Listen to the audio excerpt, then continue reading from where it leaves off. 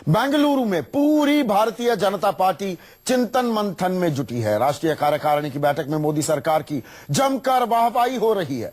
Party का अगला mission क्या हो, क्या एजेंडा हो, इस पर चर्चा चल रही है। और कार्यकारिणी की बैठक में एक चर्चा और भी हो रही है, और वो है बीजेपी के भीष्म पितामह और मार्गदर्शक लाल कृष्ण आडवाणी का भाषण होगा या नहीं। मीडिया में खबर आई तो बीजेपी के सभी नेता एक सुर में बोले मार्गदर्शक हैं, उनका आशीर्वाद सब पर है। लेकिन किसी ने यह नहीं कहा और यह नहीं बताया कि आडवाणी भाषण देंगे या नहीं। सब गोलमोल जवाब देकर बच निकले। लेकिन खास बात यह रही कि एक और मार्गदर्शक मंडल के सदस्य प्रधानमंत्री नरेंद्र मोदी राष्ट्रीय कार्यकारिणी की बैठक के बाद रैली में जमकर बोले, काले धन से लेकर कोयले तक पर बात की, जमकर अपनी सरकार का बखान किया। लेकिन लाल कृष्ण आडवाणी के भाषण देने की बात आई तो यह जानने की कोशिश की गई कि वो क्या बोलेंगे। इसलिए आज का सबसे बड़ा सवाल, आडवाणी को मार्गदर्शक से मूक दर्शक क्यों बना दिया। सवाल तो यह है कि वो आडवाणी जो लगातार 1980 से राष्ट्रीय कार्यकारिणी की बैठक के समापन भाषण देते आ रहे हैं, उनके भाषण देने या न देने पर इतना सस्पेंस क्यों? क्या पार्टी में मार्गदर्शक की भूमिका किसी मूक दर्शक जैसी हो गई है? खबर तो यह है कि नई बीजेपी को इस बात की आशंका थी कि आडवाणी को अगर बोलने का मौका दिया तो वो सरकार और पार्टी की आलोचना कर सकते हैं। शायद यही वजह है कि मोदी शाह की टीम इस बात की तस्दीक कर लेना चाहती थी कि आडवाणी जो भी बोले पहले उसका ब्यौरा दे। ये मोदी और अमित शाह की बीजेपी है।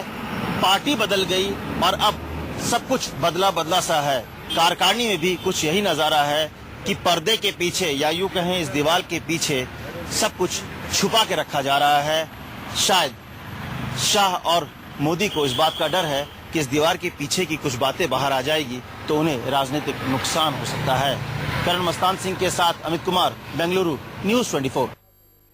और चर्चा में मेरे साथ बीजेपी की तरफ से सुधांशु मित्तल, कांग्रेस के जयवीर शेरगिल, संघ विचारक राकेश सिन्हा, आम आदमी पार्टी के सौरभ भारद्वाज, और स्टूडियो में मेरे साथ हमारे एडिटर इनपुट सुकेश रंजन जुड़ चुके हैं।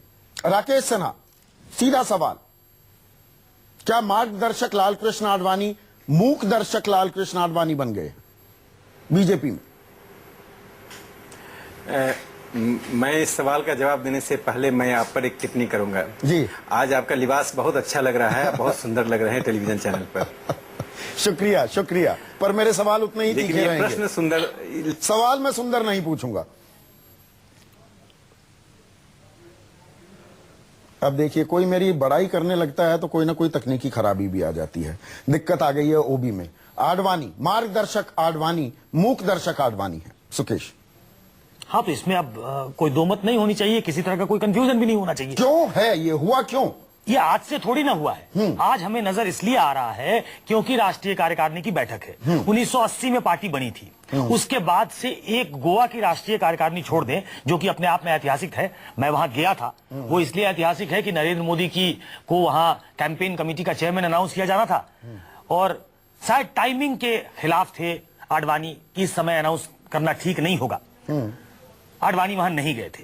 तो एकमात्र राष्ट्रीय कार्यकारिणी वो है जहां आडवाणी ने भाषण नहीं दिया, या किसी राष्ट्रीय कार्यकारिणी में वो गैर मौजूद थे, वो थे ही नहीं। पर यहाँ तो वो हैं। जी हाँ, यहाँ हैं पर बोलने नहीं दिया जा रहा है। उससे ज्यादा तकलीफ दे। हाँ। और जो पॉलिटिकली बहुत सेंसिटिव बात है, तकलीफ दे तो मेरे लिए नहीं है, आडवाणी जी के लिए जरूर होगा, क्योंकि इस पार्टी को सींचा है उन्होंने इस तरीके से कि उनसे ये पूछा गया खबरों के मुताबिक कि आखिर आप क्या कहेंगे, क्या बोलना चाहते हैं आप। दरअसल जो एक ऑरा बनाया जा रहा है नरेंद्र मोदी का, अमित शाह का, सरकार का, पार्टी का, उसमें कहीं पलीता न लग जाए, कहीं कुछ ऐसी बातें ना आडवाणी कह दें सरकार को लेकर, संगठन को लेकर, पार्टी को अपने सबसे वरिष्ठ नेता पर एतबार नहीं है। हाँ, बिल्कुल ठीक आप कह रहे हैं, आप बिल्कुल ठीक कह रहे हैं। और इसी बात की आशंका से परेशान रामलाल जी को भेजा गया। रामलाल जी ने उनसे बात की, लेकिन बात कुछ लगता है जमी नहीं, क्योंकि इस बात का अश्योरेंस शायद नहीं था। आडवाणी ने अपने आप को पीछे किया कि इससे बेहतर मैं ना बोलूं, क्योंकि आडवाणी अगर बोलेंगे तो हम लोगों ने कई बार उनका भाषण सुना है, तो वो कुछ ना कुछ ऐसी बातें कहेंगे जो चुभ सकती हैं, जो सरकार के कुछ लूप होल्स को उजागर कर सकती है, जो सरकार और संगठन में जो समन्वय की बात है उसको सामने ला सकती है। तो शायद ये बहुत अच्छे लाइट में नहीं देखेंगे नेता, या इस समय जब आप कह रहे हैं कि 2014 विजय वर्ष था, आप विजय वर्ष मना रहे हैं, उसमें ये ठीक ठीक एक मैसेज न जाए कार्यकर्ताओं के बीच में, ऐसा सोच रहा है अमित शाह का और नरेंद्र मोदी का। तो अभी तक की जो जानकारी है उसमें आडवाणी को बोलना नहीं है। ये पहली कार्यकारिणी होगी जिसमें आडवाणी नहीं बोलेंगे। ये बात हजम नहीं हो रही है राकेश सिन्हा साहब अभी तक मुझे। आडवाणी मौजूद हैं, 2013 की बात भूल जाइए, वो नाराज थे, वो कार्यकारिणी में, गोवा राष्ट्रीय कार्यकारिणी में पहुंचे ही नहीं, इसलिए संबोधन भी नहीं। यहां मौजूद भी हैं लेकिन बोलने नहीं दिया जा रहा। मैं सीधा सीधा इसका आकलन ये करूंगा, उनसे पूछा जा रहा है बताइए क्या बोलेंगे, सबसे वरिष्ठ नेता से पूछा जा रहा है बताइए क्या बोलेंगे। देखिए आपका आकलन ठीक है, आपका कयास लगाना भी ठीक है, लेकिन मेरी बात अब सुन लीजिए। ये पूरा विमर्श जो है षड्यंत्र सिद्धांत पर आधारित है कि आडवाणी जी को इसलिए बोलने नहीं दिया जा रहा है कि पता नहीं क्या बोल देंगे, कौन सी बम विस्फोट हो जाएगा कि पार्टी का और मोदी जी का सत्यानाश हो जाएगा। ऐसा कुछ नहीं है। आडवाणी जी चाहेंगे तो अपने ब्लॉग में लिख सकते हैं, आडवाणी जी चाहेंगे तो साक्षात्कार दे सकते हैं। पार्टी और आडवाणी जी के बीच में जो समन्वय है वो कोई नया समन्वय नहीं है। आडवाणी जी निश्चित रूप से एक समय में मोदी जी के प्रश्न पर कुछ आपत्तियां जाहिर की थी, वो इतिहास हो गया। उसके बाद आडवाणी जी ने क्या कहा, किस प्रकार से सरकार के साथ उनका सहयोग का रुख रहा, ये सबके सामने है। देखिए भारतीय जनता पार्टी के सामने आज मुद्दा यह नहीं है कि कौन क्या बोलेगा, मुद्दा यह है कि पार्टी संगठन का उपयोग करके जो दुष्प्रचार हो रहा है और जो एक नई आर्थिक नीति और नई आर्थिक ढांचे को खड़ा किया जा रहा है, जो एक सामाजिक दर्शन को लाया जा रहा है, जो पुराने 60 साल के पुराने सामाजिक दर्शन को हटाकर नया सामाजिक दर्शन ला रहा है, तो मैं कहता हूं इंडिया इन ट्रांजिशन, और इस ट्रांजिशन की जिम्मेदारी बीजेपी सरकार और कार्यकर्ताओं पर है। इसीलिए आप ये नए सामाजिक दर्शन की जब बात करने लगते हैं ना राकेश सिन्हा, आप ही के परिवार के या संघ के बाकी और सदस्य इत्तेफाक नहीं रख रहे हैं। स्वदेशी जागरण मंच हो, भारतीय किसान संघ हो, ये तमाम लोग इसी तथाकथित सामाजिक दर्शन, आर्थिक दर्शन की मुखालफत कर रहे हैं। नहीं, आप ठीक बोल रहे हैं, आपका एकदम बस सवाल जायज है। आपको जान लीजिए कि सामाजिक और आर्थिक प्रश्नों को संघ परिवार के आनुषंगिक संगठन उठाते रहे हैं। दत्तोपंत जी ने तो यहां तक कि वाजपेयी जी की सरकार का विरोध करते हुए अर्थ मंत्री यशवंत सिन्हा थे, उन्हें अनर्थ मंत्री कह दिया था। लेकिन एक बात जान लीजिए, यह एक मिशन और एक मूवमेंट है। उस मिशन और मूवमेंट में संघ परिवार के संगठन भारतीय जनता पार्टी के अंग नहीं है। वे वैचारिक मुद्दों को उठाएंगे, लेकिन डायलॉग सुकेश कुछ बोलना चाह रहे हैं। राकेश द्वारा उसका समाधान, सुकेश बीच में इंटरजेक्ट कर रहे हैं। राकेश जी, हम विषयांतर न हो, हम विषय पे रहें। आपके अनुषंगिक संगठन क्या कहते हैं क्या नहीं कहते हैं, उनका विरोध बड़ा जायज है, बड़ा लेजिटिमेट है, ये अलग सवाल है। आडवाणी बीजेपी के नेता है, सबसे बड़े नेता है, सबसे वरिष्ठ नेता है। आप हमें बता दीजिए, आपने कहा कि षड्यंत्र की थ्योरी हमारा प्रेमाइस है, उससे हमने शुरू किया है। आपको मालूम होगा, जब मुझे मालूम है तो मुझे लगता है कि आपको जानकारी होगी, इतने सालों में पहली बार लाल कृष्ण आडवाणी का उद्बोधन नहीं होगा। क्या वजह है इसकी? जब सब कुछ अच्छा है तो आडवाणी तारीफ करें, आडवाणी कहें कि बड़ा अच्छा काम हो रहा है, हम बड़े संतुष्ट हैं, हम बहुत जो हमने उम्मीद की थी उससे ज्यादा हो रहा है। ये क्यों नहीं कहते आडवाणी? देखिए एक बात, सुकेश जी आप वरिष्ठ पत्रकार हैं और आपका पूछना ये जायज है। मैं सिर्फ इतनी बात कहना चाहता हूं कि पार्टी को एक फ्लेक्सिबिलिटी तो दीजिए कि संगठन कैसे चलाए, संगठन में कब कौन क्या करे। यदि उस पार्टी की उस फ्लेक्सिबिलिटी को, उस लचीलापन को यदि आप छीन लेंगे तो कोई भी डेमोक्रेसी में कोई पार्टी अपने ढंग से काम नहीं कर पाएगी। एक बात।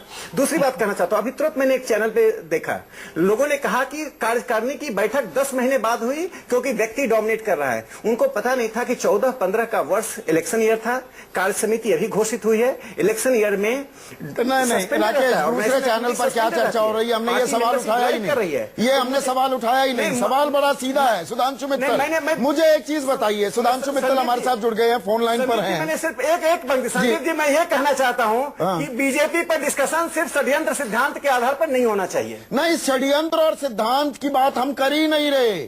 सुधांशु मित्तल, बड़ी सिंपल सी सादी सी बात पूछी जा रही है कि आपके परिवार का सबसे वरिष्ठ सदस्य, इसमें तो कोई शक शुबा नहीं है ना सुधांशु, कि लाल कृष्ण आडवाणी सबसे वरिष्ठ हैं पूरे परिवार में। वरिष्ठतम सदस्य को बोलने नहीं दिया जा रहा है। यह बात मेरे गले नहीं उतर रही है, किसी के भी गले नहीं उतरेगी। आपके गले उतर रही है क्या सुधांशु मित्तल? हेलो जी सुधांशु, आपको आवाज आ रही है मेरी? हेलो। अभी सुधांशु के बाद में जाते हैं। सौरभ, आप क्या जवाब देंगे? आपको ये सीन कुछ बड़े फेमिलियर लग रहे हैं क्या? ये सीन्स बड़े फेमिलियर लग रहे हैं क्या? नहीं, देखिए, पहली बात तो जो आडवाणी जी को बोलने नहीं दिया जा रहा है, जो भी है, ये कोई ऐसा नहीं है कि ये अभी हुआ है, ये तो ऑलमोस्ट ये सोचा जा ही रहा था। और अतीत में छोड़ दीजिए ना, आपको फेमिलियर लग रहे हैं क्या? ये सही है क्या? ये सही है सबसे वरिष्ठ सदस्य को बोलने ना दिया जाए? नहीं, देखिए मैं ये तो मैं आपको इसमें हाँ बोले तब भी पते, ना बोले तब भी। कि इसके अंदर नहीं, बिल्कुल आडवाणी जी का जो स्ट्रेचर बीजेपी में है उसके बारे में अभी डिस्कशन करने का कोई फायदा नहीं। हाँ। मगर फिलहाल मेरी जो आकलन है उसका ये है कि उस सभा के अंदर कार्यकारिणी है, कार्यकर्ता तरीके के लोग हैं, और जो लोग सरकार के अंदर हैं, चाहे वो मोदी जी हों या अमित शाह, ये सब लोग अभी ग्रास रूट लेवल के वर्कर से बहुत दूर है। अच्छा, तो जो किसान विरोधी नीतियां हैं या गरीब विरोधी नीतियां हैं, उसके कारण जो बैकलैश झेलना पड़ रहा है वो आपके ग्राउंड वर्कर को है। जो मैं चलिए थोड़ा और सिंपल कर देता हूँ सौरभ, आपको गोल गोल घूमना पड़ेगा इस सवाल में।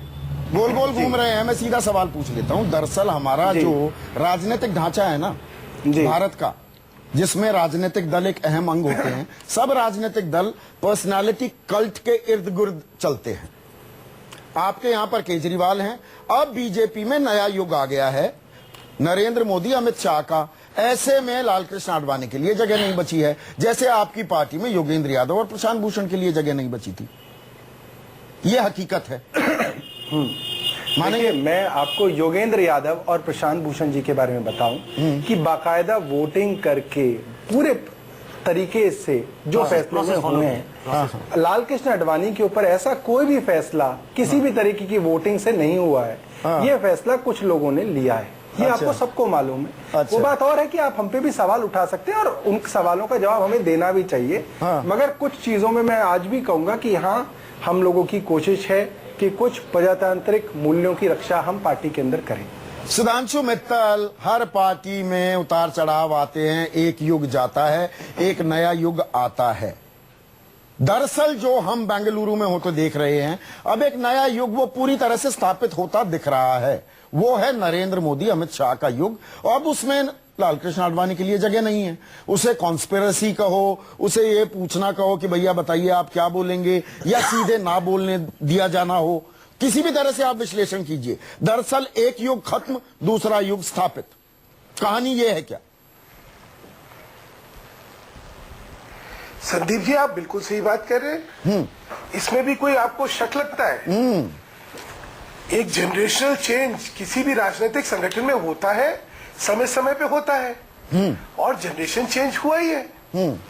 मुझे तो लगता नहीं कि इसमें किसी को कंफ्यूजन भी है या किसमें शक भी है। पर इस ट्रांजिशन में सुधांशु, इस ट्रांजिशन में एक गरिमा होती है, एक मर्यादा होती है, उसका ख्याल आप तो गरिमा, मर्यादा, परंपरा, तमाम चीजों के सबसे बड़े पैरोकार आप लोग हैं।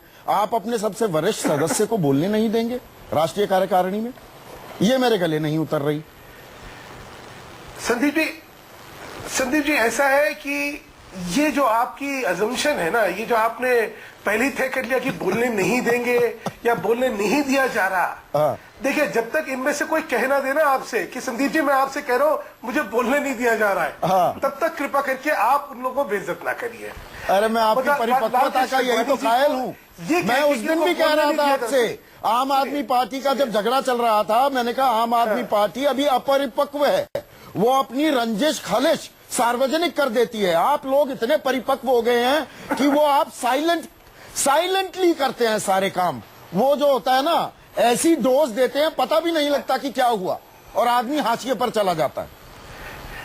अच्छा संदीप जी, वैसे अच्छी चीज है ना ये। अच्छा, राजनीति में मतभेद होते हैं, लेकिन उनको मतभेदों की जगह मनभेदों में परिवर्तन करके जनता के सामने तमाशा करके जनता की आस्थाएं राजनीति से ही खत्म कर देना, मुझे तो लगता नहीं कि कोई बहुत अकलमंदी का काम होता है। मतलब चैप्टर क्लोज है ना। लालकृष्ण आडवाणी, मुरली मनोहर जोशी, इनके लिए अब पार्टी में जगह नहीं है। आपने एक वो मार्गदर्शक मंडल बनाया भी, आज तक तो उसकी बैठक भी नहीं हुई। अब मार्गदर्शक मुखदर्शक हैं, उनको कहिए ना कि भैया घर बैठिए। संदीप जी देखिए, संदीप जी हम लोग अभी चर्चा करें राष्ट्रीय कार्यकारिणी की। आप एक चीज देखिए, आज जो राष्ट्रीय कार्यकारिणी के नेतृत्व का मंजर दिख रहा है आपको, आज से 5 साल पहले अलग था, आज से 3 साल पहले अलग था। पहले मंच पे आप देखते थे राजनाथ जी को, आज मंच पे देखते थे आप नितिन गडकरी जी को, मंच पे सुषमा जी दिखती थी, आज 3 नए चेहरे दिख रहे हैं। उससे 6 साल पहले और 3 नए चेहरे थे।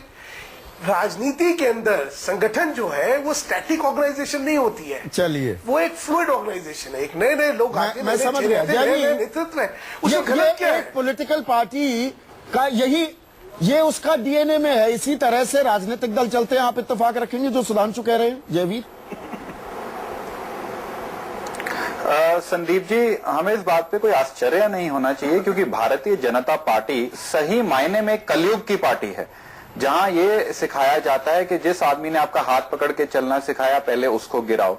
जिस आदमी ने आपको आपके राजनीतिक सफर में आपका इतना साथ दिया, उसको कुछ ना समझो। अगर आप नरेंद्र मोदी जी का, जो हमारे प्रधानमंत्री हैं, राजनीतिक सफर और इतिहास देखेंगे, वो ये करते आए हैं।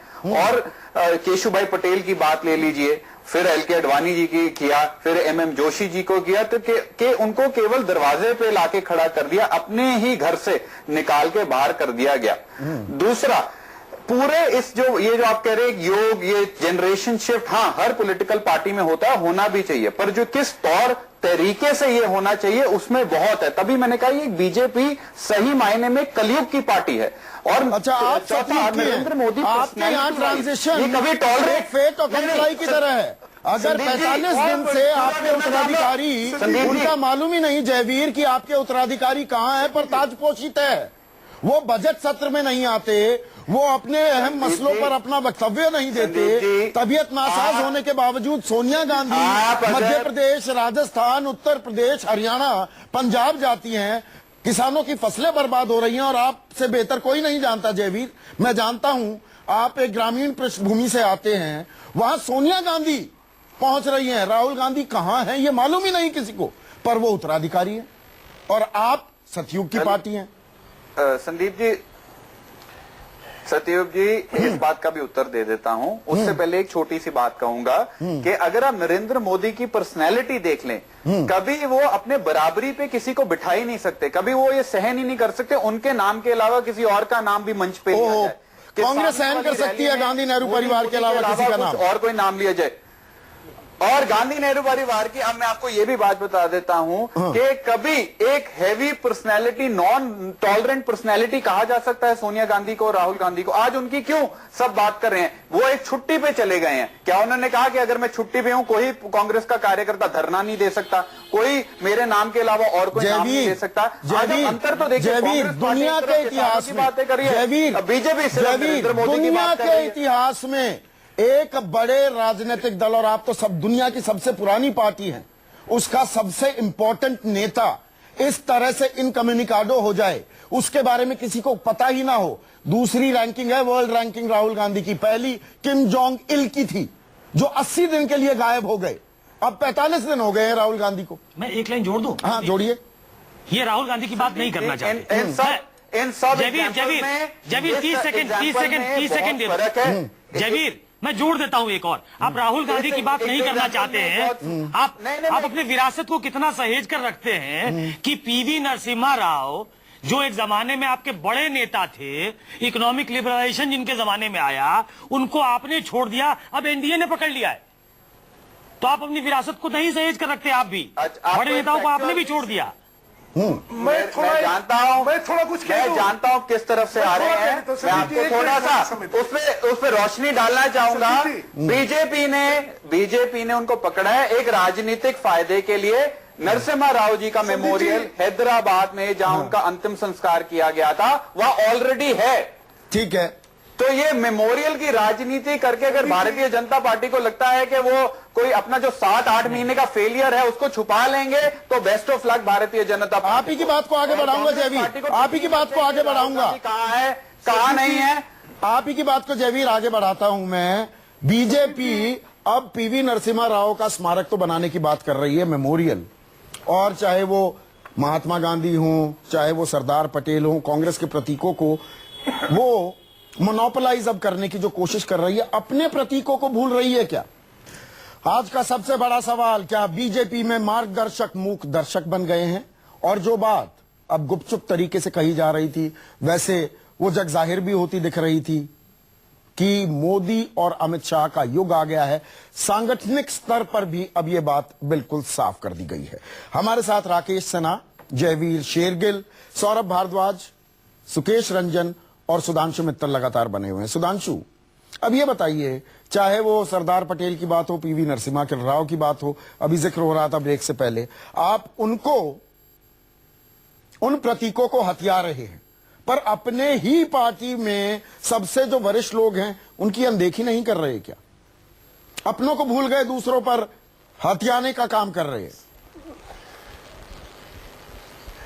संदीप जी, दो चीजें। पहली तो जयवीर और सौरभ जो हैं, दोनों बहुत अच्छे प्रवक्ता हैं, और खासतौर से जयवीर का तो मैं बहुत ही इनके प्रति तो बहुत आकर्षण रखता हूं, क्योंकि बहुत अच्छा बोलते हैं। लेकिन मुझे लगा शायद ये भूल गए कि आज हम लोग हास्य कवि सम्मेलन में नहीं बैठे हुए हैं।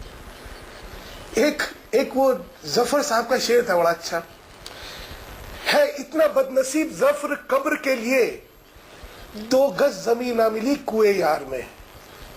ये है इतिहास नरसिम्हा राव जी का। और सीताराम केसरी जी को शायद भूल ही गए, वो ये कि बाथरूम के अंदर बंद कर दिया गया था, और उसके बाद हमें समझा रहे कि बुजुर्गों का कैसे सम्मान करा जाता है। अच्छा, तो आप इनसे सीख रहे हैं? घर खुद के शीशे के हो, क्यों पत्थर मार रहे हो? तो आप इनसे सीख रहे हैं, आप जयवीर से सीख रहे हैं, उनकी पार्टी से सीख रहे हैं। एक सेकंड संदीप जी, एक सेकंड। हाँ। एक और कहावत बड़ी अच्छी है कि बेगानी शादी में अब्दुल्ला दीवाना नहीं होना चाहिए। अच्छा, हमारे काम हम पे छोड़ दीजिए। अब आती है जो आपने कहा संदीप जी। देखिए, किसी भी राजनीतिक संगठन का एक बहाव होता है। अगर पानी का बहाव रुक जाए तो सड़ान आती है। बहाव में चीजें चलती हैं, नया नया नेतृत्व आता है, नए लोग आते हैं, नए चेहरे आते हैं, बाकी जो होते हैं उनका आशीर्वाद हमेशा रहता है। और देखिए, इसका जो उदाहरण है वो आरएसएस है। आप लोग सब संघ के लिए कहते हैं, संघ में किस गति से जनरेशनल चेंज उन्होंने इफेक्ट करा, ये देखने वाली चीज है। और शायद वही हमें प्रेरणा का स्रोत मिला, क्योंकि इतने बुजुर्ग प्रचारक वहां हैं मौजूद, जिन्होंने सारी जिंदगी अपनी लगा दी। अब आपने अहम बात कह दी यहाँ पर सुधांशु। अब आप साहब वही से बात करते हैं सुधांशु। अब मेरा सीधा सवाल, अब मुझे ये समझाइए, ये समझाना जरूरी है। आपने संघ का जिक्र कर दिया, एक होता है ग्रेसफुली रिटायर कर जाना, सार्वजनिक जिंदगी से, सांगठनिक जिम्मेदारियों से अपने आप को थोड़ा सा दूर कर लेना। यहां दिक्कत क्या आ गई है बीजेपी में? लाल कृष्ण आडवाणी से जुड़ी सबसे बड़ी दिक्कत यह है कि कितने भी उन्हें संकेत दे दिए गए, वो ग्रेसफुल एग्जिट के लिए तैयार नहीं है। उन्हें 2014 का चुनाव नहीं लड़ना चाहिए था, पर वो चुनाव लड़ते हैं। अब सांसद हैं तो कोई ना कोई जिम्मेदारी देनी पड़ेगी। आपने एक शराड क्रिएट किया मार्गदर्शक मंडल का, उसकी कभी बैठक नहीं हुई, तब भी आडवाणी नहीं माने। उन्हें रिटायर कर जाना चाहिए था या ग्रेसफुली विड्रॉ कर लेना चाहिए था, वो विड्रॉ करने को तैयार नहीं। आपने जितने इशारे करने थे, संकेत देने थे, पार्टी ने अब दे दिए, उसके बाद करे तो क्या करे? यह विडंबना है क्या? संदीप जी, अभी तक तो आपके हाशिए पे पार्टी थी, अब वहां पे जरा आपके तर्कश के बाढ़ नहीं चले तो आडवाणी जी आपके हाशिए पे आ गए। लेकिन बताइए, मैं सच कह रहा हूं क्या? देखिए, मैं सच कह रहा हूं क्या? बताइए। आडवाणी जी, सुनिए तो ऐसा है, हर व्यक्ति को उसके निर्णय लेने की स्वतंत्रता हमें देनी चाहिए।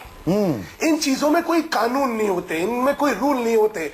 ये सरकारी नौकरियां नहीं है कि 60 साल में आपको रिटायर होना है। तो रूल हो गया सुधांशु जी, होता है। अब तो रूल संगठन है। सुधांशु जी, सुकेश बोल रहा हूँ, अब तो रूल हो गया है ना। आपने 75 प्लस वाला तो अप्लाई करता होगा, अब तो रूल हो चुका है। हाँ,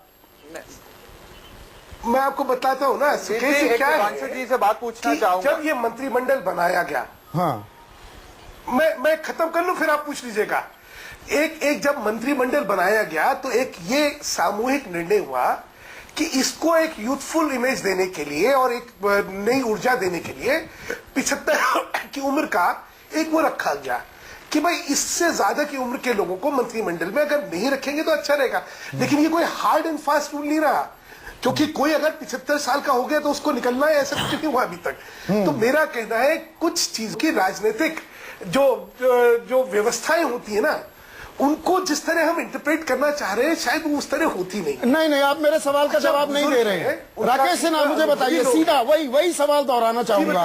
क्या दरअसल दिक्कत आ गई है, ये एक ऐसी जगह अटक गया है पूरा मसला, पार्टी ने पूरे संकेत दे दिए, लाल कृष्ण आडवाणी वो मानने को तैयार नहीं, बीच बचाव करने संग उतरता है, वो मामले को और पेचीदा बना देता है। जब सर्व संचालक के आदेश पर अमित शाह को, बाकी वरिष्ठ नेताओं को लाल कृष्ण आडवाणी के पास जाना पड़ता है अभी हाल फिलहाल के दिनों में कि भाई उनकी अनदेखी हो रही है, थोड़ा सा सलाह मशवरा करो। खेल यहां इसीलिए कॉम्प्लिकेट हो रहा है क्या? संकेतों को कोई मानने को तैयार नहीं। देखिए, आपकी सभी बातों को मैं सच मानते हुए मैं दो बातें कहना चाहता हूं। कांग्रेस के प्रवक्ता भी बैठे हुए हैं। एक बात बता दें कि जब हम कांग्रेस संस्कृति की बात करते हैं तो उसके पीछे क्या तथ्य हैं और क्यों हम कहते हैं कांग्रेस संस्कृति से बचना चाहिए और भारतीय जनता पार्टी उससे बच रही है कि नहीं बच रही है, एक सवाल उठता है। एक उदाहरण देना चाहता हूं। श्रीमती इंदिरा गांधी का इमरजेंसी के बाद साथ देने वाले 3 लोग थे, कमलापति त्रिपाठी, सीएम स्टीफेंस और देवराज अरस। मैं सीताराम केसरी की बात नहीं कर रहा हूं। तीनों लोगों ने जो इंदिरा गांधी को सबसे दुख के समय में, सबसे संकट के समय में साथ दिया, उसका क्या हश्र हुआ कांग्रेस के प्रवक्ता जान लें। पुरुषोत्तम दास टंडन कांग्रेस के अध्यक्ष बने, नेहरू जी ने उनका क्या हश्र किया वो जान लें। ऐसे हजारों उदाहरण हैं। इन उदाहरणों ने कांग्रेस की संस्कृति बनाई जिससे भारतीय जनता पार्टी से बची है। कि आपने एक सवाल खड़ा किया, अडवाणी जी। जयवीर, मैं आप पर आता हूं, आपको पूरा मौका दूंगा बात खत्म करने में। जयवीर आ रहा हूं, मैं पूरा कर लूं। अडवाणी जी ने बहुत ही कड़े शब्दों में नरेंद्र मोदी जी के प्रधानमंत्री पद के उम्मीदवार होने या इलेक्शन कमीशन के इलेक्शन कैंपेन के चेयरमैन होने पर आपत्ति जाहिर की थी, पत्र लिखा था, नाराज हुए थे, इस्तीफे की बात कही थी, कई तरह की टिप्पणियां की थी। एक उदाहरण बता दीजिए पूरी पार्टी में, एक उदाहरण बता दीजिए छोटे से लेकर बड़े स्तर के किसी कार्यकर्ता ने अडवाणी जी के प्रति किसी अपशब्द का भी प्रयोग किया हो। यह है पार्टी की, परिवार की संस्कृति। यही तो मैं कह रहा हूं। आपत्ति जाहिर करना, मतभेद जाहिर करना, नहीं इर्रेलेवेंट बना देते हैं आप आदमी को। एक सबसे बड़े नेता को आपने इर्रेलेवेंट बना दिया पार्टी में। उनकी उपस्थिति ही पार्टी की सबसे बड़ा, वो पार्टी के लिए एसेट है, उनकी उपस्थिति ही उपयोगिता है। चलिए जयवीर, आपका रिस्पांस। संदीप जी, अब मुझे सिर्फ 30 से 40 सेकंड का टाइम दिया जाए और सुधांशु जी से भी पूछूंगा और ये जो मित्र पहले बोल रहे थे, जो मुझे कांग्रेस का इतिहास सिखा रहे थे और जागरूक कर रहे थे, उनको भी एक बात पूछना होगा। एक बात पे गौर करना चाहिए, जब से भारतीय जनता पार्टी शासन में आई है, केवल अर्थहीन बातें, बेमतलब के जुमले और ये जो मंथन होते हैं। आज मैं इन दोनों से पूछना चाहूंगा, क्या इस बात पे सिवाय अडवाणी जी को नहीं बोलने दी और गिरिराज सिंह जी की ताजपोशी हुई है जो उन्होंने जैसी शब्दावली, क्या इस बात पे मंथन हुआ कि देश का जब से हम शासन में आए हम कर क्या रहे हैं, उन लोगों के 15 लाख का क्या करें? हमने महिलाओं के सशक्तिकरण की बात की थी, पर उनके पे आज हम रंग रूप पे टिप्पणी दे रहे हैं। हमने मदर टेरेसा जैसी महान शख्सियत को नहीं छोड़ा, हमने भाईचारे की बात करनी थी, हमने लव जिहाद दे दिया। हम किसान आज मर रहे हैं, उनका कैसे हम देखें? जो लोगों के अकाउंट में 15 लाख देने थे वो पहुंचे कि नहीं? इस बात पे कोई मंथन हुआ भी कि सिर्फ विपक्ष पे ताने कसे गए, अपने लीडरों के, वरिष्ठ नेताओं की जलालत की गई, गिरिराज सिंह जी जैसों की ताजपोशी की गई? मंथन में हुआ क्या? इस बात पे थोड़ा रोशनी डालेंगे तो हम सब जागृत हो जाएंगे कि भारतीय जनता पार्टी और सरकार किस दिशा में जा रही है, कि ऐसे ये जुमले चलते रहेंगे और तानाबाजी चलती रहेगी और सही काम, सही वायदे, उन पे काम कब शुरू हो रहे हैं? जयवीर, ये न्यूज 24 का आपसे वादा है। जयवीर, ये न्यूज 24 का वादा है आपसे। हम 2 दिन की राष्ट्रीय कार्यकारिणी है, वो चर्चा आज भी हम कर सकते थे। कल हम एक मुकम्मल चर्चा करेंगे कि रोड फॉरवर्ड क्या है, 10 महीने का क्या एजेंडा था, उस पर कितने खरे उतरे हैं, उसका हम लेखा जोखा पूरा करने वाले हैं। नहीं, लेकिन जी संदीप जी, ये इतिहास नहीं, मैं इसलिए कह रहा हूं, आप हमें कांग्रेस पार्टी का इतिहास ये लोग बताते हैं। इस देश की महिलाएं जिनकी इज्जत करना हमारे संविधान में नहीं, हमारी कल्चर में है, उस पे ऐसे लोग जाके बैठते हैं जो लोगों टिप्पणी रंग रूप पे देते हैं, उनकी ताजपोशी हो रही है। और एल के अडवाणी जी जैसे नहीं, आप टिप्पणियों की बात मत करिए। तीसरा दिन हो जाएगा फिर नाम गिनवाने पड़ेंगे। तीसरा दिन हो जाएगा नाम गिनवाने पड़ेंगे। इंदिरा गांधी तीसरा दिन हो जाएगा संजय निरुपम, दिग्विजय सिंह, अभिजीत मुखर्जी, सुशील कुमार शिंदे, मेरे को नाम गिनवाने पड़ेंगे। ये मैं इतनी बार गिनवा दिया, अभी उस चीज को नहीं घुसते। सुकेश, मुझे पर एक चीज बताइए, दरअसल जो बीजेपी की विडंबना है वो ये कि बीजेपी ने पूरे संकेत देने थे वो दे दिए। लाल कृष्ण आडवाणी संकेत मान नहीं रहे हैं। उनकी विरासत ऐसी है, उनका योगदान इतना है पार्टी में, खुलकर कोई कुछ कहा नहीं जाता। बाकायदा ये रायता फैला हुआ है और इसको समेटने में वक्त लगेगा। देखिए, आप टॉप पे जो आज व्यक्ति बैठा है वो बहुत ही स्ट्रांग है। उनकी इतनी पावरफुल इमेज है कि उससे ही पार्टी जीत के आई है, तो उससे इतर कोई सोच नहीं सकता। लेकिन पार्टी में एक धड़ा जरूर ऐसा है जो सोचता है, जो समझता है कि पार्टी में जो भी गलती हो रही है, चाहे संगठन के स्तर पे हो या सरकार के स्तर पे हो, उसको कोई आर्टिकुलेट करे। इसको आडवाणी कर सकते हैं, लेकिन ये क्या लेने का मादा है, ये क्या लेने की क्षमता है? क्या हम निंदक नीरे राखिए जिसको कहते हैं, वो सुनने को तैयार है? पार्टी को आइडियोलॉग की जरूरत क्या है? आइडियोलॉजिकल मूवरिंग्स चेंज हो गई हैं। देखिए, 282 सांसद हैं उनके पास। एक मायने में राकेश सिन्हा सही कह रहे हैं। हाँ। आप कितना भी बदल लीजिए, ये बीजेपी का डीएनए है। हाँ। ये कुछ हद तक तो रहेगा। तो उनको सिर्फ सौंदर्य के लिए ही सही, लाल कृष्ण आडवाणी को मार्गदर्शक मंडल में रखना जरूरी है। अटल बिहारी वाजपेयी को भी रखा हुआ है। वो तो चुप हो चुके हैं, इनको चुप करके रखना है, लेकिन रखना जरूरी है। मूक दर्शक बना के रखिए, लेकिन रखना जरूरी है। सौरभ, दरअसल ये क्या है ना, आप और बीजेपी में ना बहुत मुझे सिमिलैरिटीज नजर आने लगी हैं। ये जो अब आइडियोलॉग की जरूरत नहीं बीजेपी को, वैसे ही आइडियोलॉजिकली साउंड पार्टी है, बहुत नेता है, 282 उनके पास सांसद हैं। अब क्या मार्गदर्शन की जरूरत? जैसे आपके 67 विधायक आ गए, आपको आइडियोलॉग्स की क्या जरूरत? अब तो आ गए ना 67 विधायक 70 में से, तो प्रशांत की भी जरूरत नहीं और योगेंद्र की भी जरूरत नहीं। अभी आदर्शवाद नहीं, विचारधारा नहीं, व्यवहारिक राजनीति करनी है। तो काफी सिमिलैरिटीज हैं दरअसल सौरभ, आप में और बीजेपी में। नहीं, मैं इस चीज से सहमत नहीं रहूंगा, क्योंकि ये बात बहुत स्पष्ट तरीके से हमारी राष्ट्रीय कार्यकारिणी के लोगों के सामने भी रखी गई थी कि किन कारणों से हमने इन दो लीडर्स को इस कार्यकारिणी से निकाला है। और उसके ऊपर बाकायदा वोटिंग हुई थी और वोटिंग के हिसाब से सिर्फ 8 वोट थे जिन्होंने कहा नहीं, इनको नहीं निकालना चाहिए। बाकी करीब 250 वोट थे 311 में से जिन्होंने कहा कि हाँ, इन्हें आप यहां से निकाल दीजिए। मैं मानता हूं कि हाँ, कुछ चीजों पे सवाल जरूर उठते हैं और उठने चाहिए भी। मेरे पास 30 सेकंड का वक्त है, एक छोटा सा सवाल पूछ लेता हूं। मुझे ये बताइए, ये आलम आता अगर आपकी 67 सीट ना होती, फर्ज कीजिए आपकी 36-37 सीट आई होती या 30 सीट आई होती, इन लोगों को बाहर निकाला जाता? वही पलट कर मैं जोड़ दूं, आखिरी सवाल है आपसे, बीजेपी की 282 नहीं, अगर 220 या 182 सीट आई होती, क्या इस तरह से इररिलेवेंट हो जाते लाल कृष्ण आडवाणी? सीधा सवाल, 15 सेकंड 20 सेकंड में जवाब दीजिए प्लीज। नहीं, मैं आपको ये बताता हूँ, लाल कृष्ण आडवाणी के ऊपर कोई ऐसा आरोप नहीं लगा कि उन्होंने पार्टी को हराने की कोशिश की। अच्छा। मगर जिन दो व्यक्तियों को हमने पार्टी से या ये मान लीजिए राष्ट्रीय कार्यकारिणी से निकाला, उनके ऊपर बड़े पुख्ता सबूत थे और इल्जाम थे कि उन्होंने पार्टी को दिल्ली की चुनाव के अंदर नुकसान पहुंचाने की कोशिश की। तो हमारे पास बहुत बहुत शुक्रिया सौरभ आपका। मैं मानता हूँ कि सुधांशु मित्तल, जयवीर शेरगिल आज डेब्यू कर रहे थे आप न्यूज 24 पर, आपसे चर्चा में बड़ा मजा आया। राकेश सिन्हा और सुकेश रंजन। तो क्या ये पार्टियों का एक तरीका होता है, एक तौर होता है, एक दौर आता है कुछ लोगों का, फिर वो दौर खत्म तो नया दौर भी आ जाता है। आज सबसे बड़ा सवाल में बस इतना ही। नमस्कार।